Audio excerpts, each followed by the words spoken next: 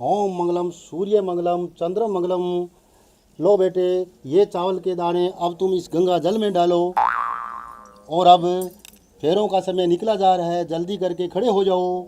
पंडित uncle, मुझे ना बहुत जोर की भूख लगी है।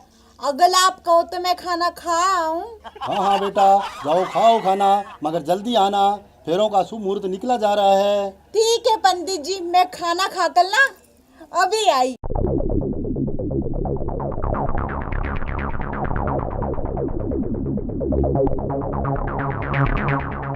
पंडित अंकल, ये सब क्या करवा रहे हो? और ये जो लड़की गाना गाने गई है, ये कौन है? बेटा, वो गाना गाने नहीं गई, वो खाना खाने गई है। वो तेरी होने वाली दुल्हन है। मैं तुम दोनों की शादी करवा रहा हूँ।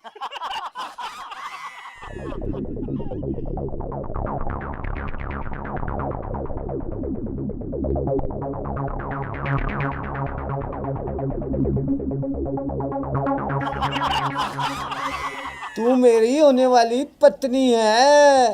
ओ बेटे, अब तो मजा आ जाएगा, मजा। क्यों पंडित अंकल, मैंने ठीक बोला ना? हाँ बेटे, तुम बिल्कुल सही कह रहे हो। पंडित अंकल, मैं आपसे एक बात पूछूं? हाँ पूछो बेटी, पूछो, क्या पूछोगी? पंडित अंकल, अगर मैं इनकी पत्नी हूँ तो फिर ये मेले क्या लगे? हाय राम, कहाँ फंस गया मैं मूर्खों में, ये कहाँ फंस गया मैं। अरे बेटा, ये तुम्हारे होने वाले पति है। तुम दोनों पति पत्नी होने वाले हो। चलो फेरों के लिए खड़े हो जाओ। पंडित अंकल, आपसे ना एक बात और पूछनी है। अरे बेटी, अब क्या हुआ? पंडित अंकल, मैं ना पिछले 1 महीने से नहीं नहाई, इसलिए ना पूरे शरीर में खारिश हो रही है। अगर आप कहो तो मैं नहा के आ जाऊं क्या? जाओ बेटी, नहाओ, मगर जल्दी आना, फेरों का शुभ मुहूर्त निकला जा रहा है। ठीक है पंडित जी, मैं जल्दी आऊंगी।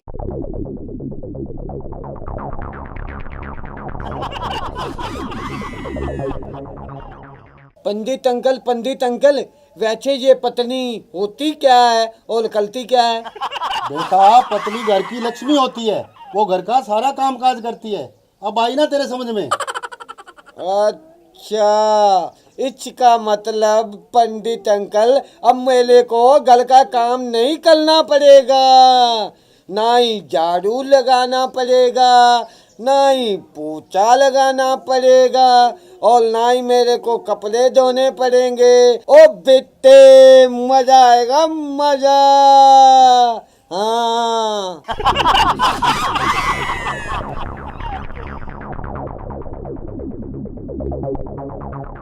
अब तुम दोनों दूल्हा दुल्हन खड़े हो जाओ, खड़े हो जाओ, फेरों के लिए खड़े हो जाओ।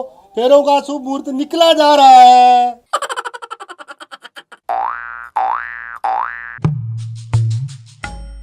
अरे बेटी, तुम भी खड़ी हो जाओ, फेरों का शुभ मुहूर्त निकला जा रहा है।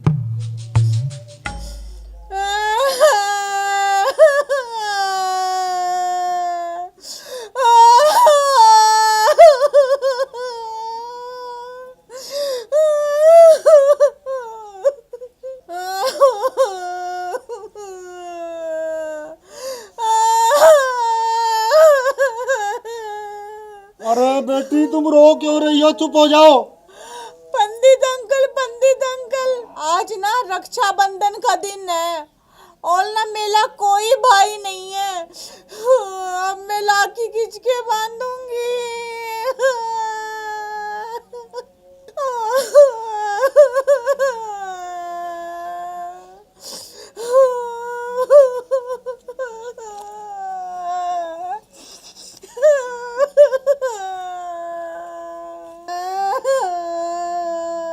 अरे तू रो मत। अरे मैं कहता हूँ तू रो मत। तू पौधा ना, तू रो मत। अरे कैसे चुप हो जाऊं? मैं लाठी खींच को बांधू, मेरा तो कोई भाई नहीं है। अरे तू मेरे बांध देना लाठी।